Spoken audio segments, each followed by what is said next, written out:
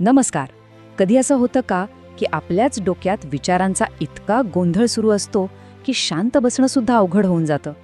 असं वाटतं आत कोणीतरी आहे जे सतत आपल्यालाच नावं ठेवतंय.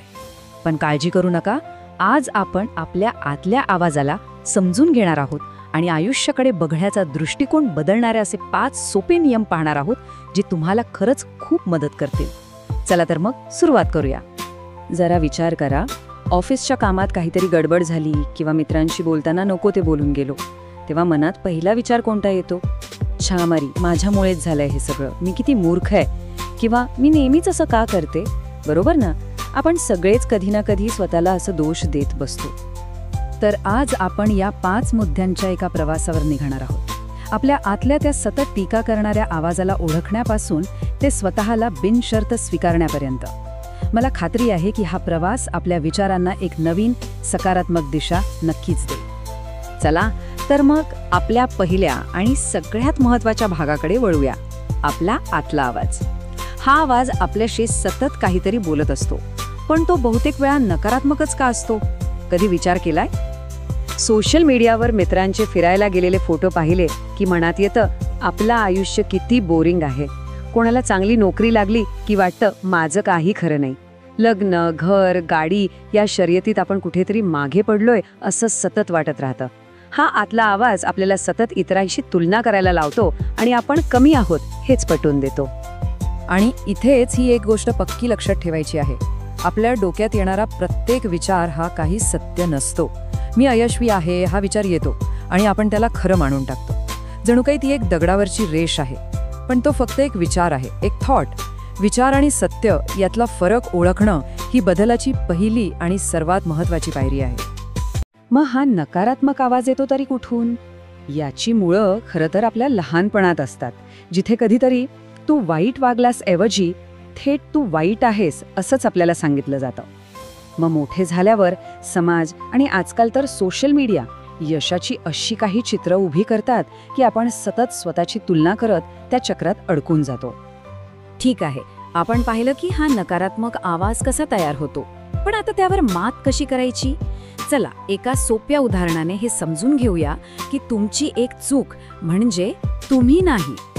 समजा तुमच्याकडून एक चूक झाली. ती चूक म्हणजे हा एक त्रिकोण आहे.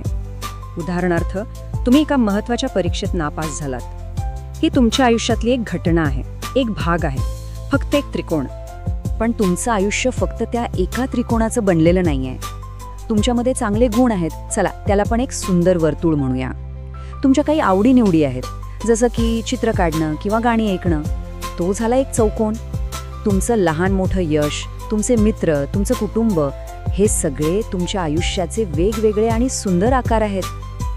आणि जेव्हा हे सगळे त्रिकोण, चौकोन, वर्तुळ आणि इतर अनेक आकार एकत्र येतात, तेव्हा तुमचं आयुष्य नावाचं एक सुंदर आणि परिपूर्ण घर तयार होतं, ज्यात चांगल्या वाईट गोष्टी आहेत, यश आहे, सुख दुःख आहे, सगळं काही आहे. तर यातला सगळ्यात महत्त्वाचा मुद्दा काय?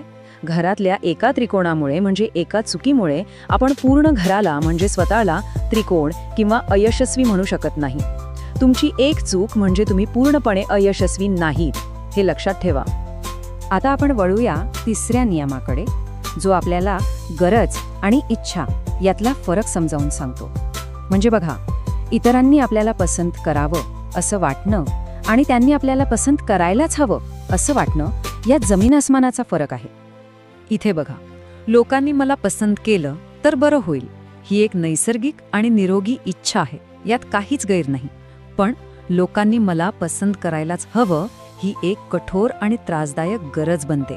जेव्हा आपण आपल्या इच्छेला गरजेत बदलतो, तेव्हा आपल्या मनावरचा ताण खूप वाढतो आणि आपण नकळतपणे इतरांच्या मताचे गुलाम बनून जातो.